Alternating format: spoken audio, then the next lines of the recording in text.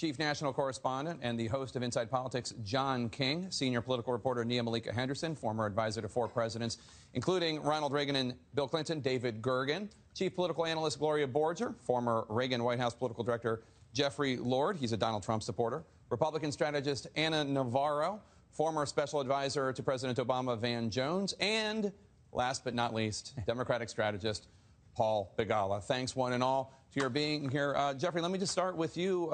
What we heard from Marco Rubio, he is going to honor his pledge, but beyond that, I didn't hear a lot of, there wasn't a lot of love lost for Donald Trump. Well, you know, I hope he gets there. I mean, one of the things that I talked about in a column today for Conservative Review, I went back and took a look at Barry Goldwater losing the nomination in 1960 to Richard Nixon. Somebody had nominated him from the floor. He got about 10 or 12 votes. He had to withdraw and give his delegates to Nixon. And among other things, he said, let's grow up, conservatives. I actually think we have that clip. Can we run that if we can do that? We've had our chance. We've fought our battles.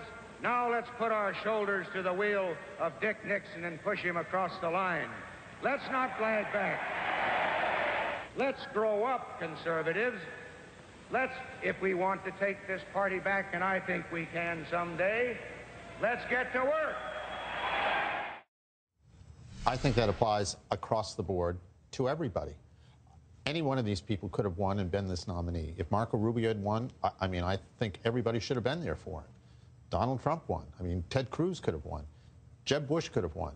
Donald Trump won. So let's take Senator Goldwater's advice and get on with it. There's such a range of talent here that these people should be invited in, you know, the Lincoln team of rivals, et cetera.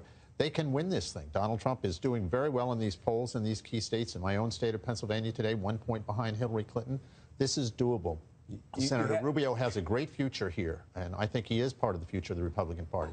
So this is the moment when you do exactly what Barry Goldwater did. Everybody will get to weigh in here, but I want to go to Anna just because you are a personal friend of Marco Rubio. And what I sensed from him, having covered him now for a long time, was he's really torn. He doesn't want to be disloyal, but he does not approve of whom the Republican voters chose.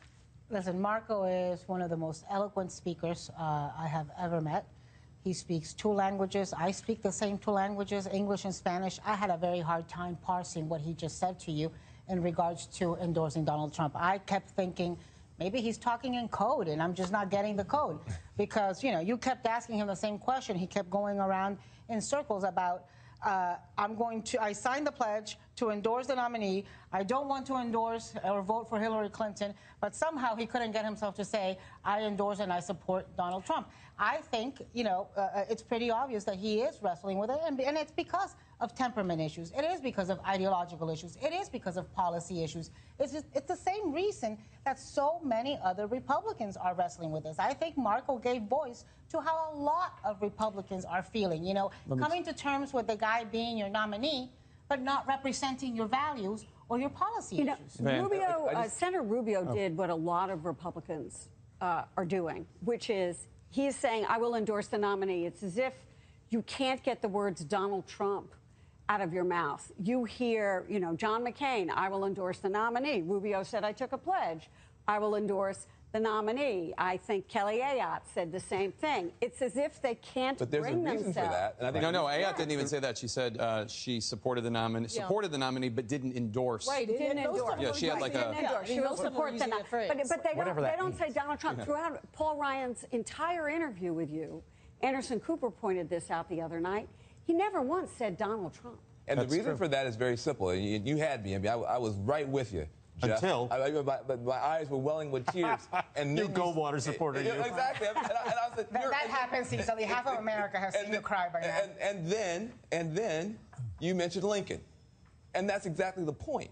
If you want to be able to build a team of rivals, if you want to be able to reach out to people and make it possible for people to come to you, you can't be talking about body parts and little Rubio. And so I think, a little Marco, so I think that what you are seeing is the necessary, inevitable outcome of the way he has conducted himself inside his own party. I'm slightly a different place. I don't think it's about hurt feelings. I think Marco Rubio is a very smart man, and I think he still believes Trump will lose. In February, he said this, I'm telling you, if we nominate Donald Trump, we will lose this election to Hillary Clinton.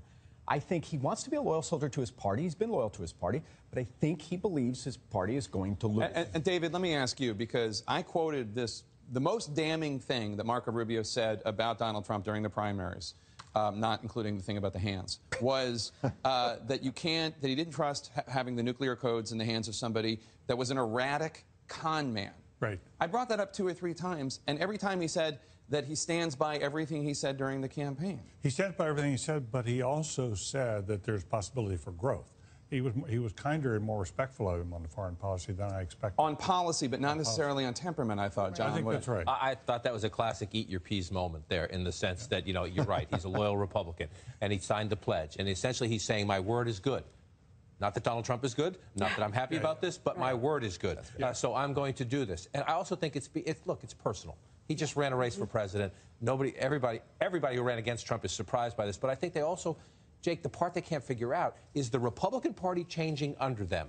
If they stay Republicans for the next 5 or 10 years, is this the new Republican Party, or is this a temporary takeover by Donald Trump? And if he loses in November, then they go back to being the way they are. And they can't figure out, if you cast your lot with Trump, and then he loses in a blowout, and the Paul Ryan says, let's go back to being who we were before Donald Trump came along. Where are you? You get lost. And by the way, he didn't disagree when I pointed out that his foreign policy principles are much closer to Hillary Clinton's than they are to Donald Trump. We're going to roll a little tape of Marco Rubio talking about foreign policy, and then I'm going to come back and get your guys' response. Let's roll that tape.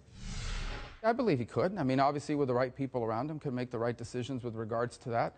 Obviously, look, in fairness, and obviously, as I've stated, I have my differences with him, but in fairness, he hasn't held public office before. Some of these issues are issues he's learning about for the first time, and my sense is that as he learns more about them, the way a nominee should and a president will, he'll have more information upon which to make decisions on these issues.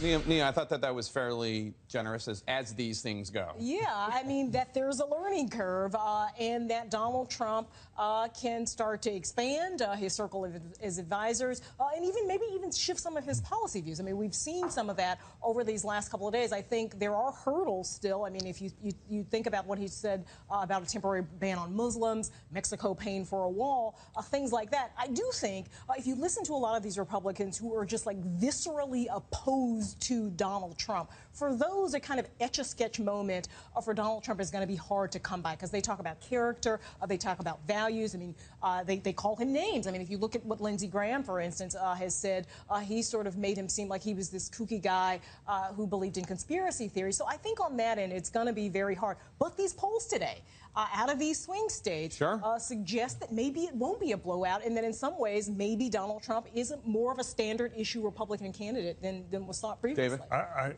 I think we cannot underestimate how at bottom these guys are trying to figure out their own futures.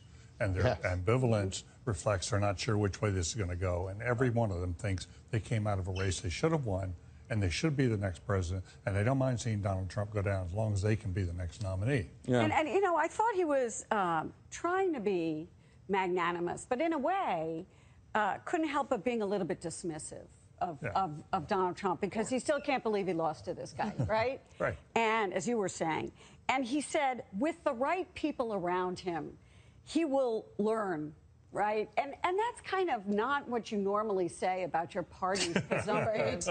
You know, well, but he also said who has never been in elected office before. It's a huge difference. And he's a first-term senator. Let's give Jeffrey the last word. One of the things I learned that Marco Rubio has done in the very recent past is give an interview to Mark Levin, who was supporting Senator Cruz. What that says to me is when you're sitting down to talk to Mark Levin, who's been critical of him, the Gang of Eight and that sort of thing, you're looking to the future of getting replugged into the conservative movement. No doubt. We have a lot more to discuss. Stay with us.